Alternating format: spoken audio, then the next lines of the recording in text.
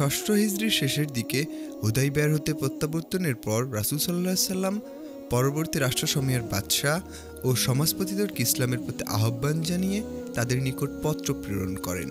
নবী করিম সাল্লাল্লাহু আলাইহি সাল্লাম প্রস্তাবিত পত্র লেখার ইচ্ছা প্রকাশ করলে তার নিকট এ বলে আরজ করা হয় যে বাদশাগণ যে অবস্থায় পত্র গ্রহণ করবেন তখন তার উপর সিলমোহর অঙ্কিত থাকবে।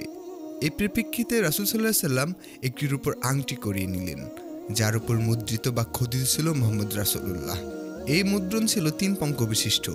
এক পঙ্কটিতে মোহাম্মদ, অন্য এক পঙ্কটিতে রাসূল এবং তৃতীয় পঙ্কটিতে আল্লাহ শব্দটি মুদ্রিত ছিল। অতঃপর বিচক্ষণ, সুশিক্ষিত ও অভিজ্ঞ সম্পন্ন সাহাবীগণকে বার্তাবাহক মনোনীত করে তাদের মাধ্যমে বাদশাহ ও সমাজপতিগণদের নিকট পত্র প্রেরণ করলেন। আল্লামা মনসুরিপুরী দৃঢ়তার সঙ্গে বর্ণনা করেছেন যে রাসূল সাল্লাল্লাহু আলাইহি সাল্লাম তার খাইবার যাত্রার কয়েকদিন পূর্বে একলা মুহররম 7ম হিজরিতে এই বার্তাবহনকে প্রেরণ করেছিলেন। পরবর্তীতে পঙ্গতিগুলো ওই সকল পত্র ও তার পরিপ্রেক্ষিতে এই কার্যকর প্রভাবসমূহ সম্পর্কে উপস্থাপন করা হবে। প্রথম পত্র ছিল হাবশের সম্রাট নাজাসির নামে। তাহলে চলুন শুরু করা যাক সেই পত্রে কি ছিল। আমরা পর্বভিত্তিক আলোচনা করব নবী করিম সাল্লাল্লাহু আলাইহি সাল্লাম বিভিন্ন সম্রাটগণকে যে পত্র লিখেছিলেন। এই আলোচনাটা হবে আর রাহিকুল মাকতুম বইয়ের সরাসরি উদ্ধৃত। এটা রাসূল সাল্লাল্লাহু আলাইহি সাল্লামের জীবনের সাথে স্বতঃস্ফূর্তভাবে জড়িত। আমাদের ভিডিওটি যদি আপনার ভালো লেগে থাকে তাহলে একটা লাইক দিন এবং আমাদের চ্যানেলটি সাবস্ক্রাইব করুন। নাজাসির নাম ছিল আসামা বিন আবজার। নবী করিম সাল্লাল্লাহু আলাইহি সাল্লাম তার নামে যে পত্রখানা লিখেছিলেন তা ওমর বিন উমাইয়া জামির হাতে ষষ্ঠ হিজরির শেষে কিংবা 7ম হিজরির প্রথম ভাগে প্রেরণ করেছিলেন।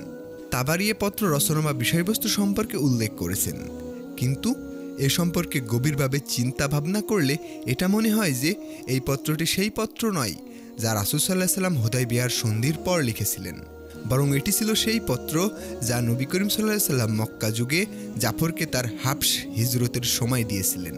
কারণ পত্রের শেষ অংশে ওই সকল হিজরতকারী সম্পর্কে বর্ণনা করা হয়েছে। আমি আপনার নিকট আমার চাচাতো ভাই জাফরকে মুসলিমগণের একটি দলসহ প্রেরণ করলাম। যখন তারা আপনার নিকট পৌঁছাবেন তখন তাদেরকে আপনার নিজের পাশে আশ্রয় দেবেন এবং কোনো প্রকার জোর জবরদস্তি অবলম্বন করবেন না। ইমাম বাইহাক্কি ইবনে ইসহাক রাহিমাহুল্লাহ আলাইহি হতেও একটি পত্রের বিষয়বস্তু বর্ণনা করেছেন যা নবী করিম সাল্লাল্লাহু আলাইহি সাল্লাম নাজাসির নিকট প্রেরণ করেছিলেন। তা হলো এটি নবী মুহাম্মদ সাল্লাল্লাহু আলাইহি সাল্লামের পক্ষ হতে হাবশের সম্রাট নাজাসি আসহামার নিকট প্রেরিত একটি পত্র। সালাম তাদের উপর যারা হেদায়েত অনুসরণ করবে এবং আল্লাহ ও তার রাসূলের উপর বিশ্বাস করবে। আমি সাক্ষ্য প্রদান করছি যে আল্লাহ এক এবং অদ্বিতীয়, তার কোনো অংশীদার নেই। তিনি ব্যতীত অন্য কেউ উপাস্য হওয়ার উপযুক্ত নয়। তিনি কোনো স্ত্রী গ্রহণ করেননি এবং তার কোনো সন্তানও নেই। আমি আরও সাক্ষ্য করছি যে মুহাম্মদ সাল্লাল্লাহু আলাইহি সাল্লাম তার বান্দা এবং রাসূল। আমি আপনাকে ইসলাম গ্রহণ করার জন্য দাওয়াত দিচ্ছি, কারণ আমি আল্লাহর রাসূল। অতএব ইসলাম গ্রহণ করুন, তাহলে শান্তিতে বসবাস করতে পারবেন। হে কিতাবপ্রাপ্ত ব্যক্তিগণ, এমন এক কথার দিকে আসুন যা আমাদের এবং আপনাদের মাঝে সমান। তা এই যে আল্লাহ ব্যতীত অন্য কারো উপাসনা করি না, তার কোনো অংশীদার গণ্য বা আমাদের মধ্যে কেউ আল্লাহ ছাড়া অন্য কোনো রবের কথা চিন্তা করি না। সুতরাং যদি তারা মুখ ফিরিয়ে নেয় তাহলে বলে দাও যে সাক্ষী থাকো, আমরা কিন্তু মুসলিম। যদি আপনি দাওয়াত গ্রহণ না করেন তবে আপনার উপর নিজ জাতি নাসারাদের পাপ বর্তাবে। সূরা আল ইমরান 64। ডক্টর হামিদুল্লাহ সাহেব ভিন্ন একটি পত্রের বিষয়বস্তুর কথা উল্লেখ করেছেন যা নিকট অতীত হস্তে গত হয়েছে। শুধুমাত্র একটি শব্দের পার্থক্যের পরিপ্রেক্ষিতে আল্লামা ইবনুল কাইয়িমের গ্রন্থ জাদুল মাআদেও উল্লেখিত হয়েছে। এই পত্রখানার বিষয়বস্তু বিশ্লেষণের ব্যাপারে ডক্টর সাহেব যথেষ্ট শ্রম স্বীকার করেছেন।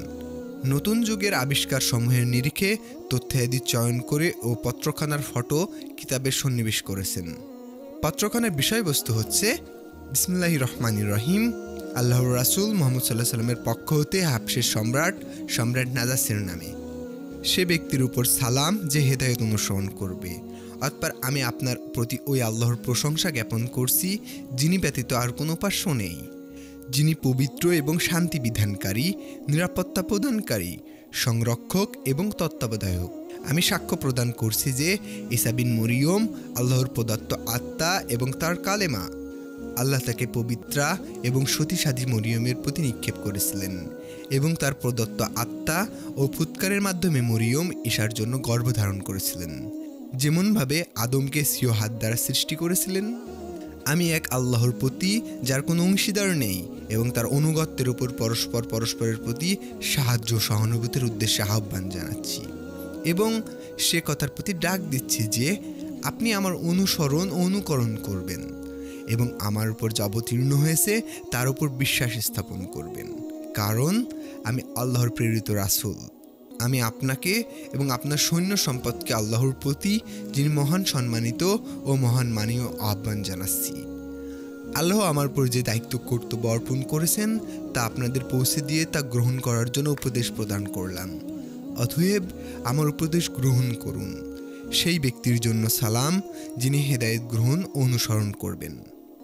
ডক্টর হামিদুল্লাহ পূর্ণ দৃঢ়তার সঙ্গে বলেছেন যে এই সেই পত্র রাসূল সাল্লাল্লাহু আলাইহি ওয়াসাল্লাম হুদায়বিয়ার সন্ধির পরে নাজাসীর নিকট প্রেরণ করেছিলেন।